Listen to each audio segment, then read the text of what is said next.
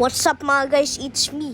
Siguro alam niyo naman yung padating na legend skin ni free legend skin na Moskov.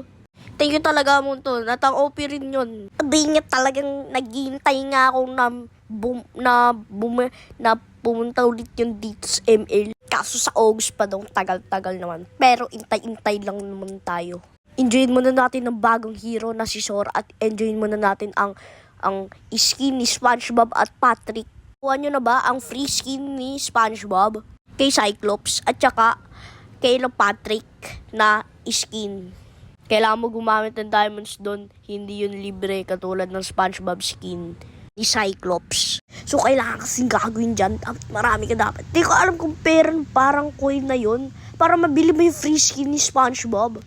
Pero ang pinaka-excite ko talaga doon, yung free legend skin ni Moskov. Thank you Monton, iiyak na naman talaga yung mga HOK pati Wild Drip na meron pa free skin si Monton na legend skin ni Moskov.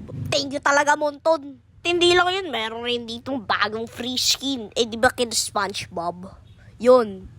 Tsaka kina Patrick. Pero hindi yun free. Kailangan mo gumamit ng diamonds para mabili mo yun. Yung kay Patrick, yun kay Glue. At tsaka, meron ako napanood na TikToker. Lagi ko siyang pinapanood. Tsaka sinasabi niya, kunwari, ang kalaban niya, si Yuzong, tsaka si Cyclops, sabi niya, Cyclops, Yuzong, mas ka Cyclops, Jay, walang takbuhan, sabahin lang. Ginamit niya yung skin ni Glue na Patrick, tapos nagandahan siya daw, tapos yun daw yung pinakamagaan na gamitin sa skin ni Glue. Yung mga iba daw, skin ni Glue kasi, mga mabibigat, katulad ng cupcake na skin ni Glue. Pero mas maganda yung skin ni Glue na Patrick doon sa SpongeBob. Nakuha nyo na ba yung free skin ni SpongeBob?